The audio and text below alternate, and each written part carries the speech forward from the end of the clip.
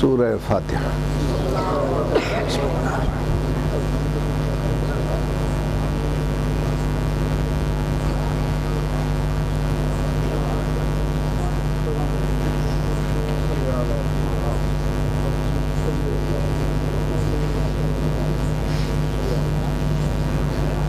اعوذ باللہ السمیع العلیم من الشیطان اللعین الرجیم، بسم اللہ الرحمن الرحیم، الحمد للہ الذی تجلی للقلوب بالعظمت واحتجب عن الابصار بالعزت واقتدر علی الاشیاء بالقدرت، فلا الابصار تثبت لرؤیتہ ولا الاوہام کنہا عظمتہ وتجبر بالعظمت والکبریاء وتعطف بالعز والبر والجلال وتمجد بالفخر والبہاء وتحلل بالمجد والعلا واستخلص بالنور والضیاء والصلاة والسلام علی النبی الأمی المکی المدنی الابتہ التہامی السید البہی والسراج المضی والکوكب الدری صاحب الوقار والسکینہ المدفون بأرض مدینہ بالقاسم محمد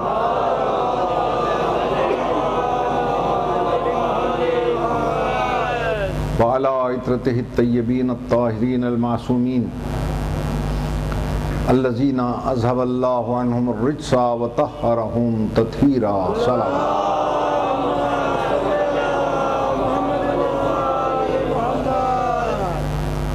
اما بعد فقد قال اللہ تبارک و تعالی فی کلامہ المبین وهو اصدق الصادقین، بسم اللہ الرحمن الرحیم، ان الدین عند اللہ الاسلام۔ سبحان اللہ۔ حضرت محترم، ساری زندگی میں نے ایک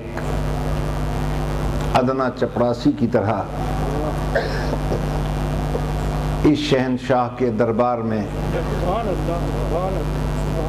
کھڑے ہو کر ڈیوٹی دی ہے، لیکن کچھ عرصے سے میں اپنی علالت کی بنا پر مجبوراً اس طرح خطاب کر رہا ہوں، ذرا کھڑے ہونے سے قاصر ہوں۔ مالک خاک شفا سے شفا کی بھیک مانگنے حاضر ہوا۔ پھر مجھے یہ فخر حاصل ہے کہ میں ساکنان عرش کا ذکر فرش کی پستی سے نہیں، کرسی کی بلندی سے کر رہا ہوں۔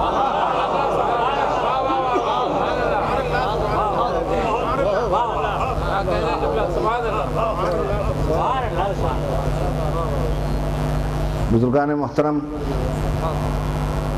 اس لیے کہ یہ ذکر نہ ہر جگہ ہوتا ہے، نہ ہر گھر میں ہوتا ہے۔ فی بیوت اذن اللہ ان ترفع، جن گھروں کو اللہ بلندی عطا کرنا چاہتا ہے ان کو اس ذکر کے لیے چن لیتا ہے۔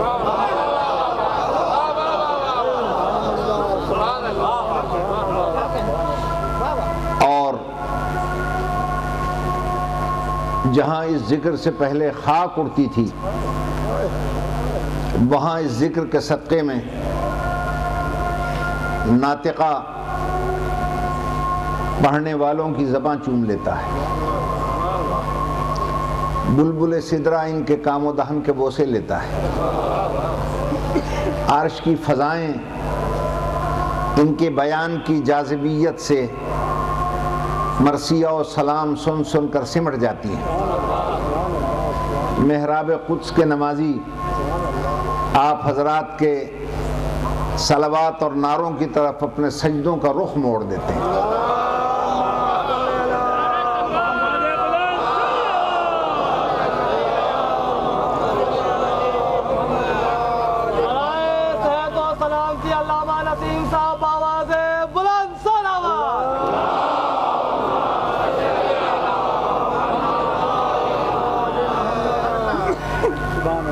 بزرگان محترم، کائنات کا کوئی کونا ایسا نہیں ہے جہاں آج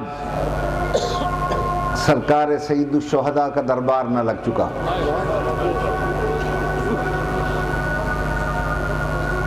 بزرگان گرامی،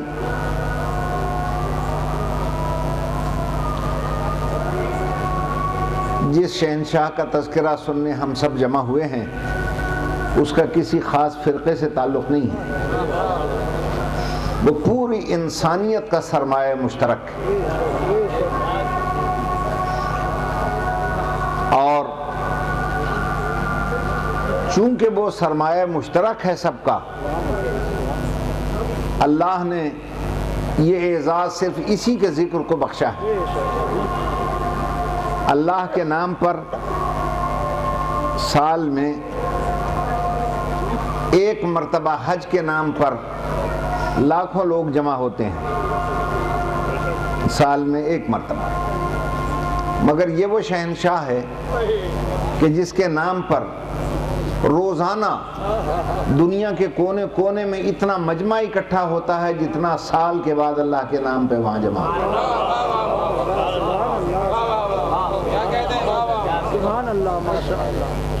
کون کہتا ہے اسے کہ یہ غریب ہے؟ نہیں دوستو، دنیا کا سب سے بڑا شہنشاہ حسین، دنیا کا سب سے بڑا بادشاہ حسین۔ آپ یقین فرمائیے، میں ناروے کے نارتھ میں پہنچا جہاں بورڈ لگا ہوا ہے اینڈ آف دا ورلڈ، کہ دنیا یہاں ختم ہو گئی۔ کتنے حضرات یہاں تشریف رکھتے ہوں گے، جا کر دیکھ لیں۔ جب مجھے بلایا گیا کہ ہم آپ کی تصویر اس بورڈ کے ساتھ کھینچنا چاہتے ہیں اور میں وہاں گیا تو اس بورڈ پر بھی کسی نے قلم سے لکھا ہوا تھا حسین منی وانا من اللہ۔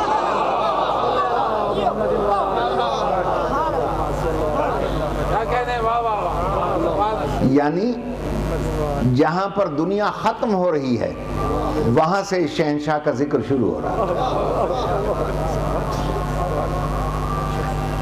اور میں ایک طالب علم کی حیثیت سے پوری معلومات کو جمع کر کے آپ کو یقین دلاتا ہوں،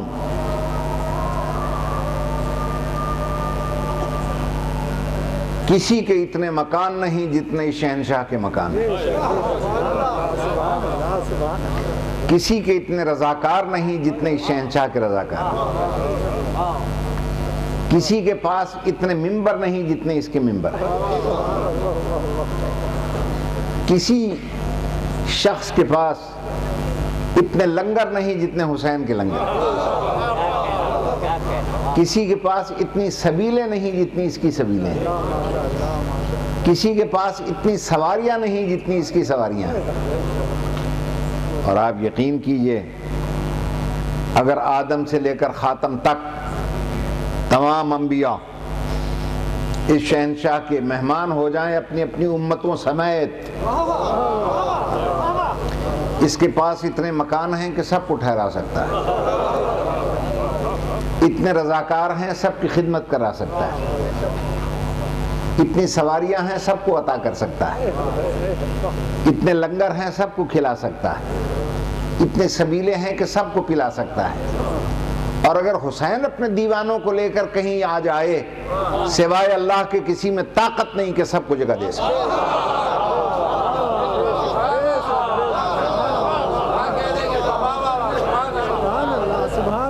اور پھر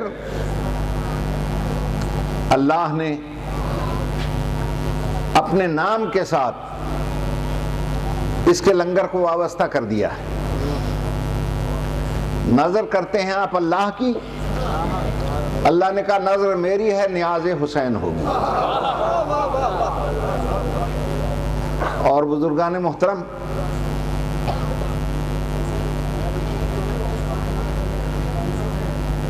حسین ابن علی کا لنگر سخی کا لنگر ہے۔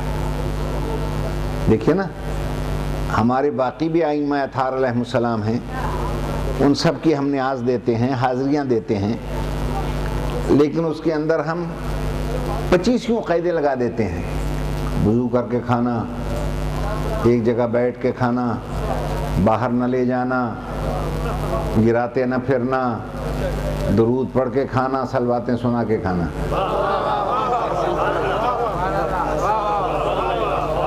توجہ ہے میرے محترم صاحب؟ یہ آپ اتنی شرطیں لگا دیتے ہیں، لیکن کھلا لنگر ہے حسین کا۔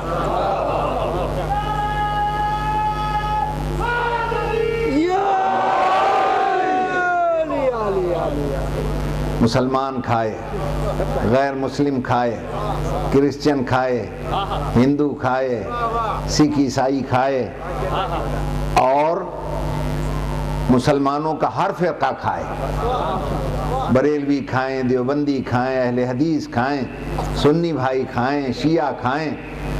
یہ لنگر کی شان یا خدا کے لنگر کی ہے یا پھر حسین کے لنگر؟ اور آپ دیکھتے ہیں کہ کسی کی نیاز گرنے نہ پائے، اتنی تاکید ہوتی ہے۔ کیا لنگر ہے حسین کا؟ سبیلوں کا پانی سڑکوں پہ پھر رہا ہوتا، نیاز کے چاول بچوں کی جھولیوں سے نیچے گر رہے ہوتے ہیں۔ توجہ ہے میرے محترم صاحب؟ دنیا کا سب سے بڑا اور سب سے بڑا شہنشاہ حسین ہے۔ اور یہ جو محرم کا چاند ہے نا میرے محترم سامعین، یہ کیا ہے؟ یہ مجھ جیسے طالب علم کی نظر سے اگر آپ دیکھیں، یہ وہ سنہری کشتی ہے جس پر کربلا کا شہنشاہ اپنی رعایا کے معائنے کے لیے نکلتا ہے، اور ساری رعایا اس کے استقبال کے لیے نکل آتی ہے۔ دوستان محترم، چاہے اس کا مخالف ہے یا موافق ہے، سارے ہی آ جاتے ہیں۔ اور میں دنیا گھوم کر یہ جائزہ لیا ہے کہ دنیا میں نہ تو بہت فرقے ہیں، نہ بہت مذہب ہیں۔ مذہب ہیں تو صرف دو، فرقے ہیں تو صرف دو، یا عاشق حسین یا دشمن حسین، بس۔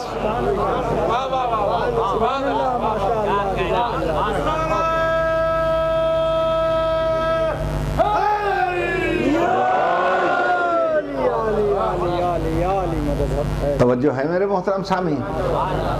اس لیے کہ جب میں یونائٹڈ نیشن کی طرف سے بلایا گیا انٹر ریلیجس کانفرنس میں، تو 280 مذاہب کے اسکالر، بلکہ 285 مذہب کے اسکالر وہاں موجود تھے، چاہے وہ مذاہب خود ساختہ ہیں یا خدا ساختہ، دونوں کے رہبر وہاں موجود تھے۔ وہاں پر بھی انہی ہستیوں کا ذکر سنتا رہا بیٹھا ہوا۔ سری لنکا کے ایک بڑے قابل پی ایچ ڈی پروہت نے اوم کے فضائل بیان کیے اور کہا کہ مشکلات میں اوم کو پکارتے ہیں۔ ابھی میرے بھائی جب مرثیہ پڑھ رہے تھے، دیکھ علی کو پکار کے، تو میں یہ سوچ رہا تھا کون کون پکارتا ہے اسے، کون، بلکہ میں یہ پوچھوں گا کون ایسا ہے جو نہیں پکارتا۔ چنانچہ اس پروہت نے کہا کہ ہم مشکلات میں اوم کو بلاتے ہیں، کھانا کھانے سے پہلے اوم کو یاد کرتے ہیں، بیماری کو ٹالنے کے لیے اوم کو آواز دیتے ہیں۔ چنانچہ اوم کے بڑے ہی فضائل بیان کیے اس نے۔ اور اس وقت اس اجلاس کی صدارت آج یو ایس اے کے وائس پریزیڈنٹ مسٹر ڈک چینی کر رہے تھے۔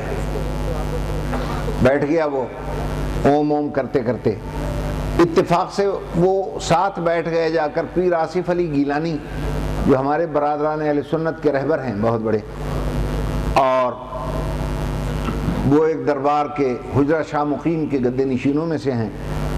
تو میں نے ان سے کہا، میں نے کہا پیر صاحب،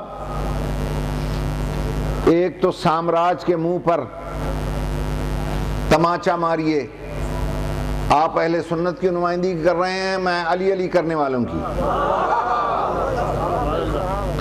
دونوں ہاتھ میں ہاتھ ملا کر ہم چلیں گے اور ان تمام مذاہب کو ہم بتائیں گے کہ سب کا، صرف سنی شیعہ کا نہیں، سب کا نقطہ نجات ایک ہی ہے۔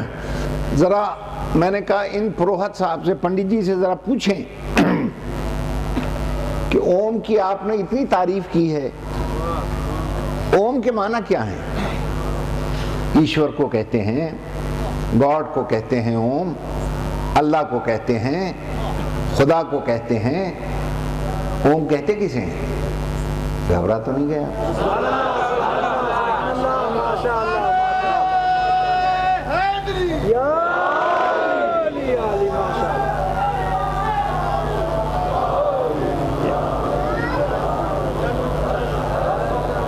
اور میں نے گزارش کی اس وقت کے صدر سے، میں نے کہا مسٹر چیئرمین آپ اجازت دیجئے انہیں کہ ذرا یہ بتلائیں کہ اوم کے معنی کیا ہیں، مفہوم کیا ہے۔ اس نے سنسکرت کی ڈکشنری کا حوالہ دیتے ہوئے کہا کہ مجھے اس وقت اوم کے 3 معنی یاد ہیں۔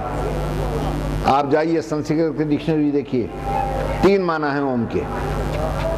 اوم اللہ کو نہیں کہتے، اوم بھگوان کو نہیں کہتے، اوم ایشور کو نہیں کہتے، اوم خدا کو نہیں کہتے۔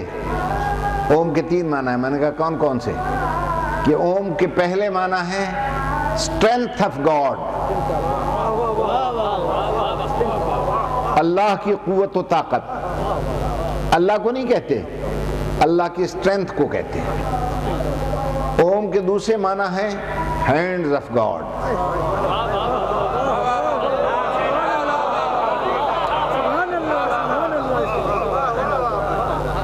جائیے یونائٹڈ نیشن کی اس وقت کی فائلوں کو ملاحظہ فرما لیجئے اور انٹرنیٹ سے آپ منگوائیے وہ تمام کاپیاں جو اس وقت مقررین کی وہاں بنتی رہیں۔ میں نے کہا اوم کے تیسرے معنی، کہ اوم کے تیسرے معنی ہے فیس آف گاڈ۔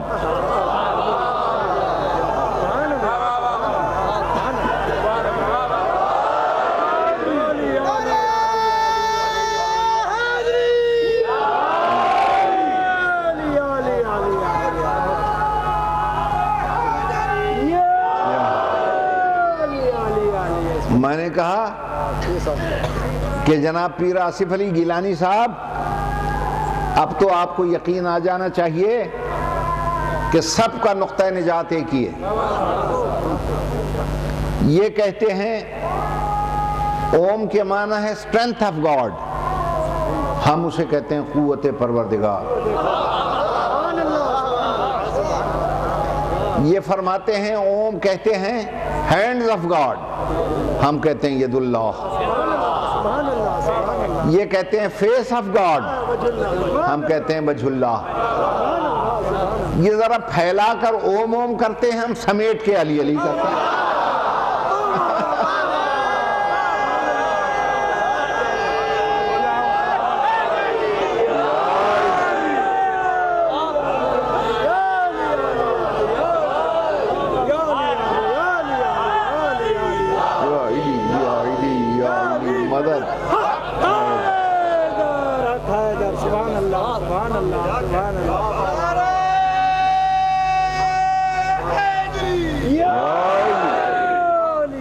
توجہ ہے میرے محترم سامعین؟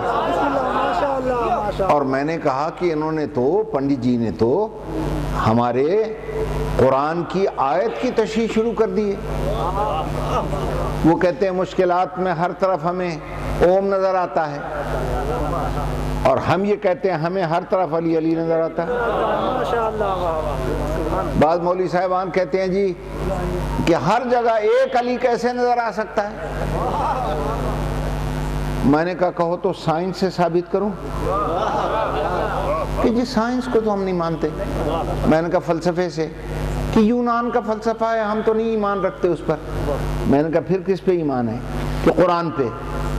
میں نے کہا چلاؤ قرآن مجید۔ اب جو قرآن کھولا تو پہلی آیت نظر آئی مجھے، فَأَيْنَمَا تُوَلُّوا فَثَمَّ وَجْهُ اللَّهِ، جس کا ترجمہ یہ ہے کہ جدھر جدھر تمہاری نظر پھرے گی، جدھر جدھر مڑ مڑ کر دیکھو گے، یہ نہیں ہے کہ فَثَمَّ اللہ اللہ تمہیں اللہ اللہ نظر آئے گا، نہیں، فَثَمَّ وَجْهُ اللَّهِ تمہیں وجہ اللہ نظر آئے گا۔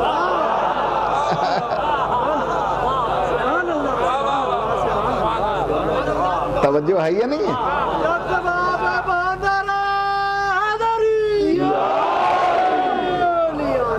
تمہارا واسطہ وجہ اللہ سے پڑے گا۔ میں نے کہا اب سنی شیعہ سارے علماء سے ذرا پوچھ لیجئے کہ وجہ اللہ کس کا ٹائٹل ہے؟ وجہ اللہ کس کا ٹائٹل ہے؟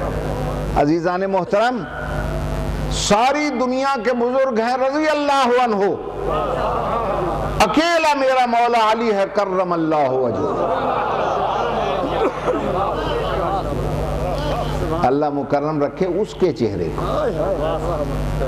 وجہ کسے کہتے ہیں؟ چہرے کو۔ چہرے کو وجہ کیوں کہتے ہیں؟ چہرے کو وجہ اس لیے کہتے ہیں کہ اگر بدن پہ چہرہ نہ ہو تو شناخت نہیں ہوتی۔ توجہ ہے یہ نہیں؟ تو جس سے کسی شے کی شناخت ہو،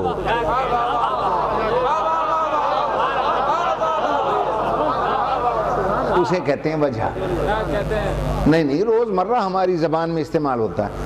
مثلا پروفیسر صاحب پڑھا رہے ہیں، طالب علم کی سمجھ میں بات نہیں آ رہی، قبلہ و کعبہ کوئی پڑھ رہے ہیں علامہ صاحب اور سمجھ میں کوئی پوائنٹ نہیں آیا، تو آپ پوچھتے ہیں اس کی کیا وجہ ہے، ہماری سمجھ میں کیوں نہیں آیا؟ اور جب وجہ بیان ہوتی ہے تو شاید سمجھ میں آ جاتی ہے۔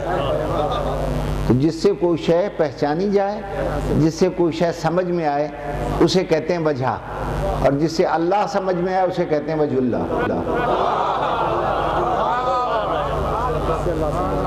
یہ کہ اللہ ذہن میں تو آتا نہیں، فکر میں سماتا نہیں، الفاظ اس کا احاطہ کر سکتے نہیں، تارے تخیل وہاں تک پہنچتا نہیں، زمانی وہ نہیں ہے، مکانی وہ نہیں ہے، قابل تحلیل وہ نہیں ہے، لائق اشارہ وہ نہیں ہے، قابل تجزیہ وہ نہیں ہے، تحلیل اس کی ممکن نہیں ہے، جہت میں گھرا ہوا وہ نہیں ہے، مکان میں سمایا ہوا وہ نہیں ہے، پھر کیسے پتہ چلے وہ کون ہے؟ کیسے پتہ چلے وہ کیا ہے؟ تو کہا اللہ تمہاری سمجھ میں نہیں آئے گا۔ اللہ نے کہا بات سنو، میری شناخت کرنی ہے تو وجہ اللہ کو پہچانا۔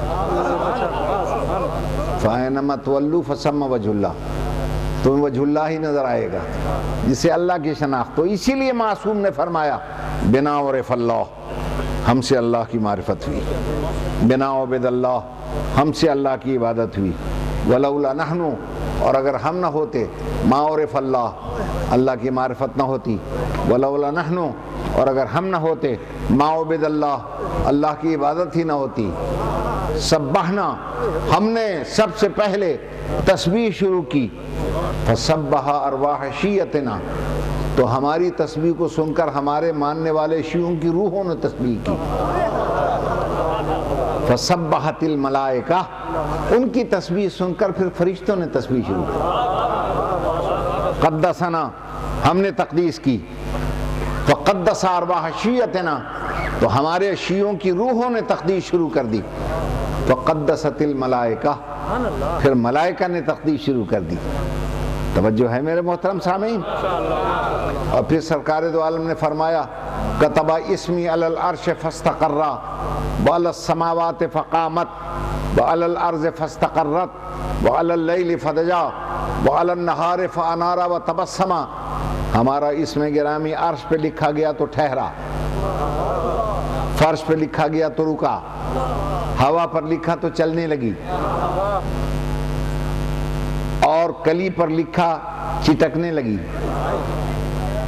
اور فضا پہ لکھا تو مہکنے لگی، اور یاد رکھیے آگ پر لکھا تو جلنے لگی، اور صبح پر لکھا تو مچلنے لگی۔ پڑھے لکھوں سے پوچھ سکتا ہوں، جب تاثیر اس میں سامی یہ ہے تو اثر فیض گرامی کیا ہوگا؟ یہ ساری کائنات سرکار دو عالم کے نور کا ظہور ہے، ساری کائنات حضور کے نور کا ظہور ہے۔ یہ چاند، یہ سورج، یہ عرش، یہ فرش، یہ لوح، یہ قلم، سب اس کے صدقے میں ہیں۔ لولاک لما خلقت الافلاک، اگر سرکار نہ ہوتے کائنات ہی پیدا نہ کرتا۔ تو اب میں اپنے سنی شیعہ بھائیوں سے پوچھ سکتا ہوں کہ جب ساری کائنات اس کے نور کے صدقے میں بنی ہے، سورج ہے یا نہیں ہے؟ چاند ہے یا نہیں ہے؟ آسمان ہے یا نہیں ہے؟ زمین ہے یا نہیں ہے؟ یہ کیسے ہو سکتا ہے سورج زندہ اور موجود ہو اور جس کے صدقے میں بنا ہوا مر جائے؟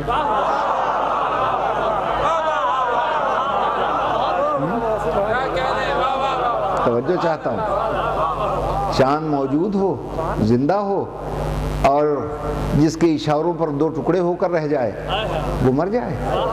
تراب زندہ ہو، ابو تراب مردہ ہو۔ افلاک زندہ ہو، ابو الافلاک مردہ ہو۔ یہ نہیں ہو سکتا، بلکہ ہم غلامان محمد وآل محمد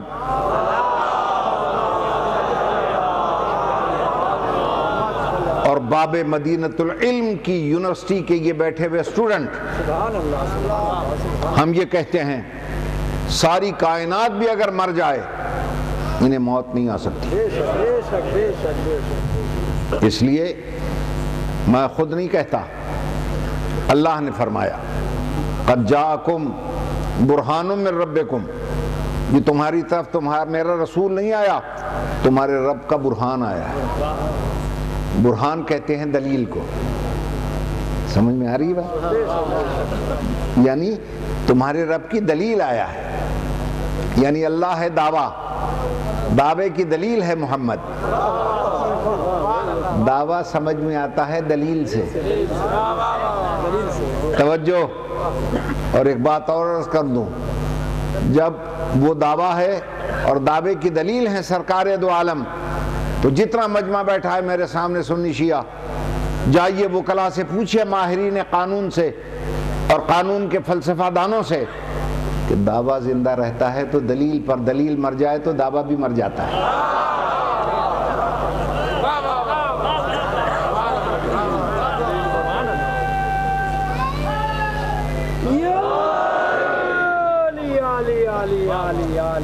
توجہ ہے میرے محترم سامنے؟ اور جو اس دلیل سے وابستہ ہے وہ بھی زندہ ہے، اور دلیل سے وہی وابستہ ہے جس کے لیے کہنا پڑا پیغمبر کو حسین منی وانا من حسین، حسین مجھ سے ہے، میں حسین سے ہوں۔ توجہ ہے میرے محترم صاحب؟ حسین مجھ سے ہے، میں حسین سے ہوں۔ اور یہ صرف میرے مولا حسین کے لیے نہیں فرمایا، اور بھی بہت سے ہستیاں ہیں۔ مثلا فرمایا الفاطمۃ بضعۃ منی، فاطمہ میرا ٹکڑا ہے۔ فرمایا حسن منی وانا منہ، حسن مجھ سے ہے، میں حسن سے ہوں۔ پھر فرمایا یا علی انت منی وانا منکم، من کا، اے علی تو مجھ سے ہے، میں تجھ سے ہوں۔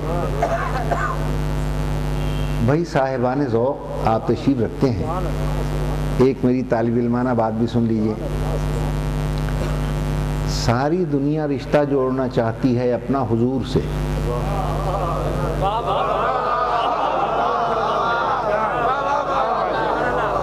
توجہ کیجئے، ساری دنیا اپنا رشتہ جوڑنا چاہتی ہے حضور سے، اور حضور اپنا رشتہ جوڑتے ہیں ان چار سے۔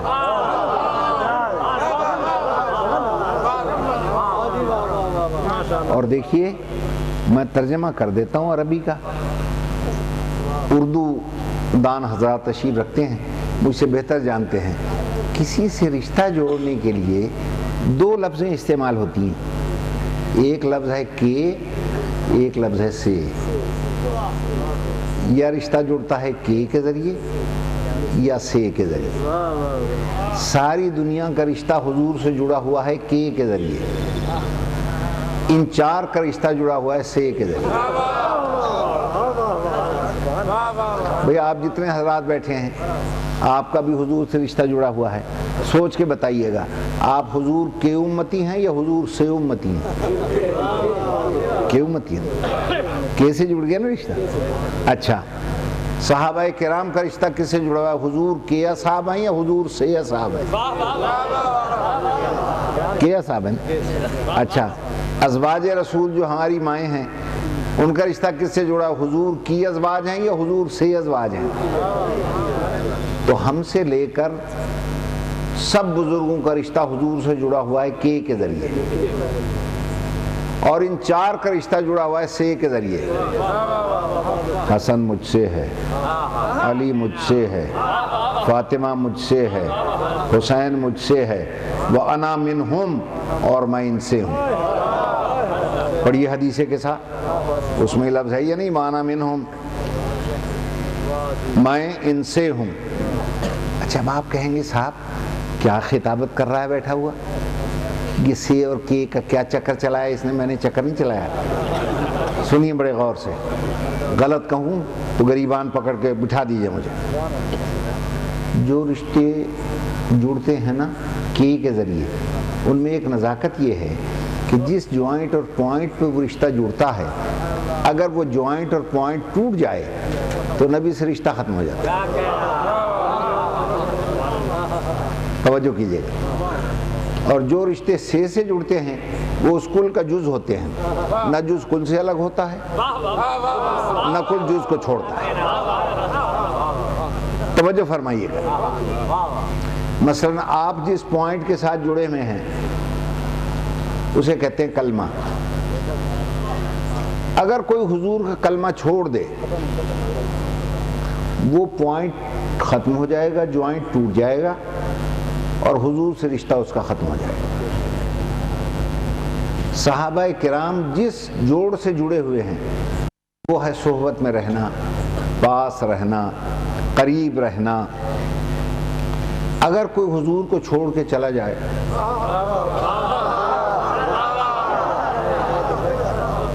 یا حضور کسی کو حکم دے دیں چلے جاؤ جاؤ یہاں سے، تو وہ جوڑ ٹوٹ جائے گا، رشتہ ختم ہو جائے گا۔ ازواج جس رشتے سے، جس جوائنٹ سے جڑی ہوئی ہیں وہ ہے نکاح۔ اگر حضور کسی کو طلاق دے دیں یا خود نہ دیں، کسی کو طلاق کا حق دے دیں،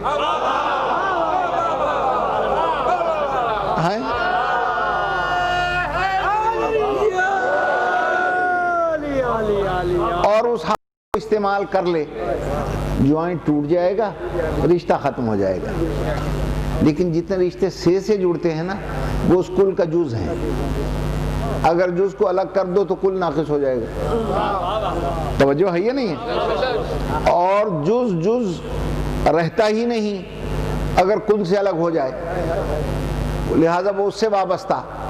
اسی لیے ہم نے سارے رشتوں کو چھوڑ کر ان کا دامن تھاما ہے۔ جو سے جڑے ہوئے ہیں وہ اس کل کا جز ہیں، جو نہ رشتہ قیامت میں ٹوٹ سکتا ہے نہ دنیا میں ٹوٹ سکتا ہے۔ توجہ ہے میرے محترم سامعین؟ ایک صلوات پڑھ دیجئے بآواز بلند محمد۔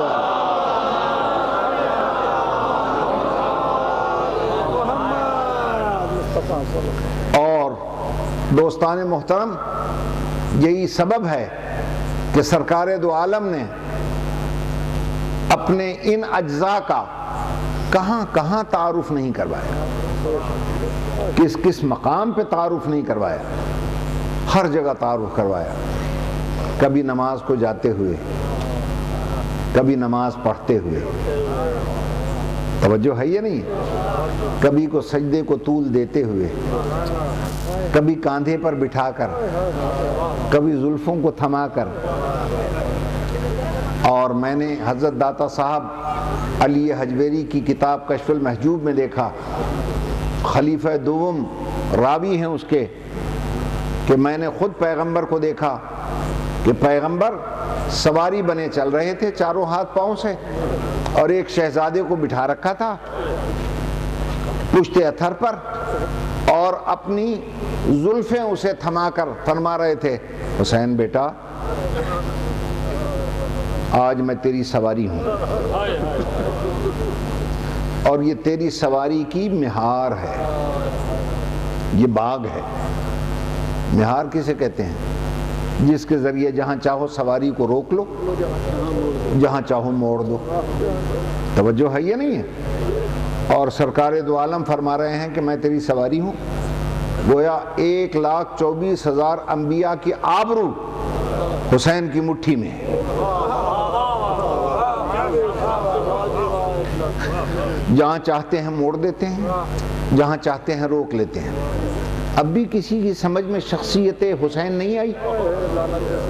تو میں سمیٹ کے ایک بات عرض کرتا ہوں، اللہ کی اتنی بڑی رسالت کا رخ موڑ دینا یہ تو حسین کے بچپن کا کھیل ہے۔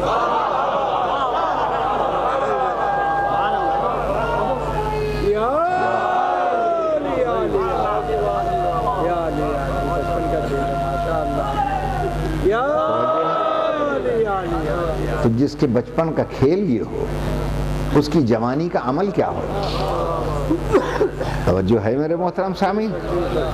اور یہی سبب تھا کہ دنیا چاہتی یہی تھی کہ ہمارے پاس آئیں حسین، تاکہ ہم پیغمبر اکرم کی تعلیمات کا عملی نمونہ اپنی آنکھوں سے دیکھ لیں۔ عزیزان محترم، آج کی گفتگو سمیٹتے ہوئے ایک بات عرض کرتا ہوں، اسی قسم کے خطوط حسین ابن علی کو عراق سے آنے شروع ہوئے تھے۔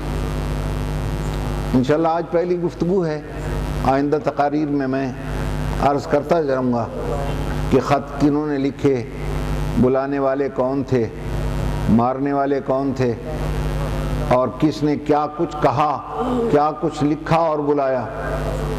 آج کی گفتگو سمیٹتے ہوئے ایک بات عرض کرتا ہوں، چنانچہ میرے مولا نے ان خطوط کے جواب میں، دعوتوں کے جواب میں انہیں فرمایا کہ میں تمہاری دعوت پر سب سے پہلے اپنا ایک نائب بھیج رہا ہوں، اپنا ایک سفیر بھیج رہا ہوں۔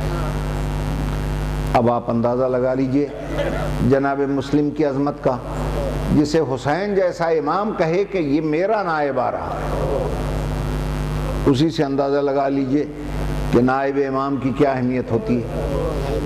عزیزان محترم، چنانچہ چلے گئے اور جب وہاں پر پہنچے ہزاروں افراد نے آ کر ہاتھ پہ بیعت کر لی، اور جب مسجد میں گئے نماز پڑھانے کے لیے تو صبح کا جب وقت ہوا تو تقریباً 3,000 افراد کھڑے تھے۔ ظہر کا وقت آیا تو 300 رہ گئے، عصر کا وقت آیا تو 30 بچ گئے، مغرب عشاء کی نماز پڑھی تو تنہا کھڑے تھے، اور ہر طرف ابن زیاد نے کرفیو لگا دیا، مارشاء اللہ لگا دیا، اور اعلان کر دیا کہ جو شخص حسین کے سفیر کو گرفتار کر کے لائے گا اس کو منہ مانگا انعام دیا جائے گا، اور جو اسے پناہ دے گا اس کا پورا گھر جلا دیا جائے گا، اس کو ہمیشہ کے لیے جیل کی ہوا کھانی پڑے گی۔ ہر شخص اپنے اپنے گھروں میں گھس گیا، اور اکیلے مسلم کوفے میں کبھی اس گلی میں، کبھی اس گلی میں، کبھی اس بازار میں، کبھی اس بازار میں۔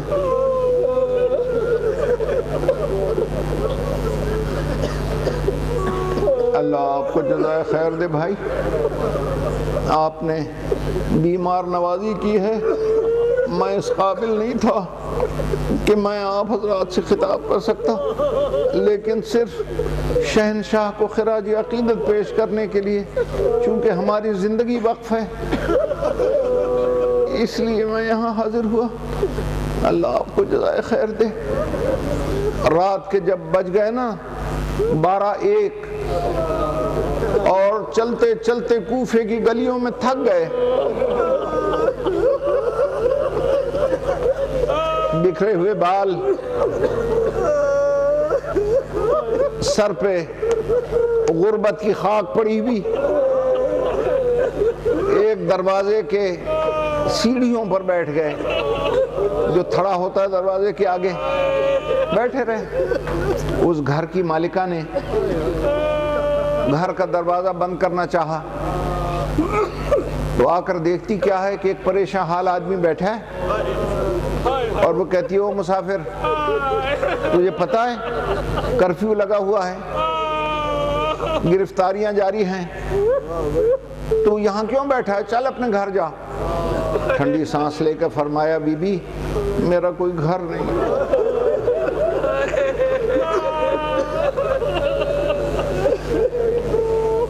میرا کوئی گھر نہیں ہے۔ اچھا تیرا کوئی گھر نہیں ہے تو جا مسجد میں اللہ کے گھر آرام کر، کہ مجھے اللہ کے گھر میں بھی کوئی آرام نہیں کرنے دیتا۔ وہ کہنے لگی دیکھ سپاہیوں کی آوازیں آ رہی ہیں، ایسا نہ ہو میں گرفتار ہو جاؤں، اس وقت تم یہاں سے اٹھ کے چلے جاؤ۔ کہا اچھا بی بی گھبرا نہیں، میں جاتا ہوں۔ اور جب اٹھنے لگے تو زبان سے نکلا بے وارثوں کے وارث،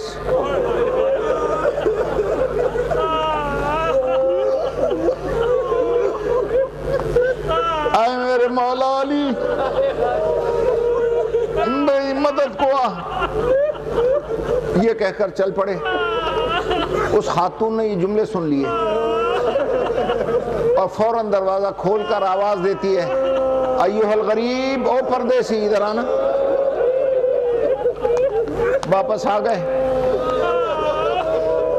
ہاں بی بی کیا بات ہے؟ کہ یہ تو نے اٹھتے وقت کسے آواز دی تھی؟ کہ میں اپنے وارث کو بلا رہا تھا۔ تیرا وارث کون ہے؟ کہ علی کے سوا بھی کوئی وارث ہے؟ ایک دم کہتی ہے کہ تو علی کا واقف ہے؟ کہا جتنا علی کا میں واقف ہوں پورے کوفے میں کوئی اتنا واقف نہیں۔ تو ہے کون؟ تیرا نام کیا ہے؟ کہ بی بی مجھے مسلم کہتے ہیں۔ ایک دم کہنے لگی کون مسلم؟ حسین کا سفیر، جس کی گرفتاری کے لیے یہ اعلانات ہو رہے ہیں۔ ایک دم باہر آ گئی، قدموں پہ اپنا دوپٹہ پھینک کے بیٹھ گئی اور کہنے لگی کون کہتا ہے تیرا گھر نہیں ہے؟ یہ گھر تیرا گھر ہے، آ جا، تیرا میرا ایک ہی وارث ہے، آ جا اس گھر میں۔ اور ایک دم قدموں پہ ہاتھ رکھ کر کہتی ہے میں نے تجھے اٹھنے کے لیے کہہ دیا تھا، میرا تیرا تعارف نہیں تھا، قیامت کے دن بی بی سے میری شکایت نہ کرنا۔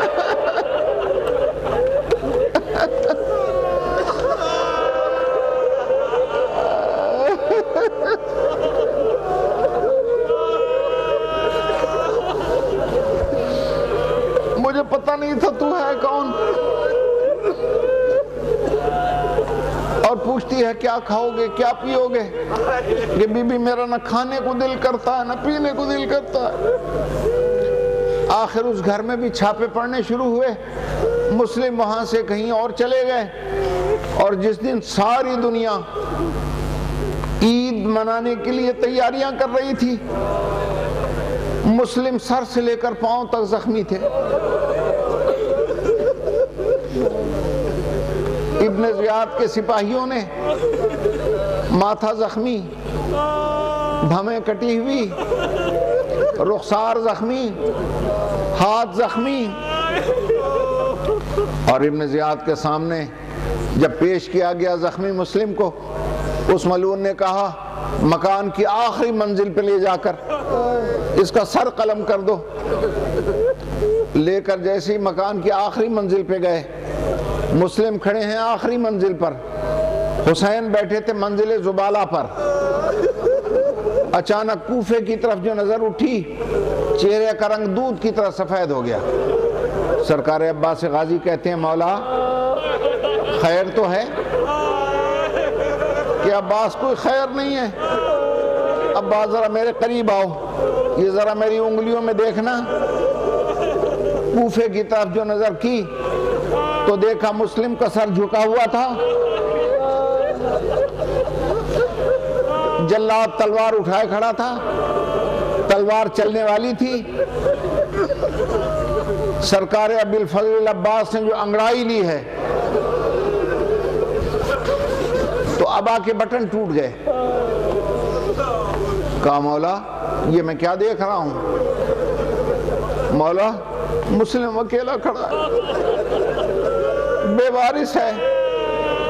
مولا جس اعجاز سے تو نے یہ منظر دکھایا ہے، ایک کرم اور کریں، اسی اعجاز سے مجھے کوفے پہنچا دیں،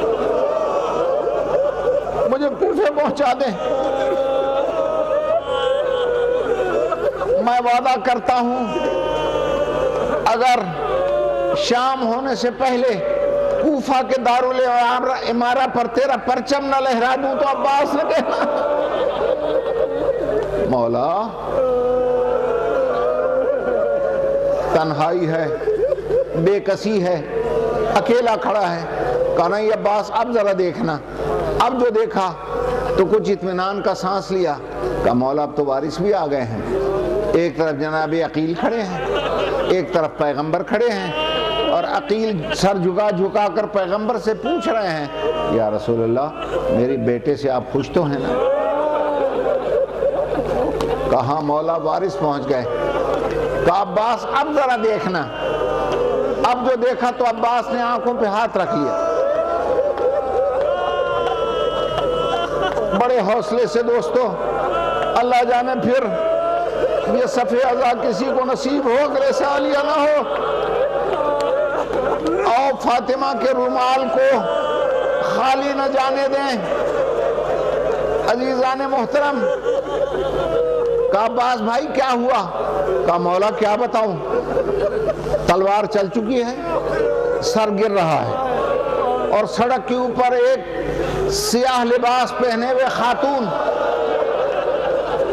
جھولی پھیلا کر کہہ رہے یہ مسلم تیرا سر میری جھولی میں ہے۔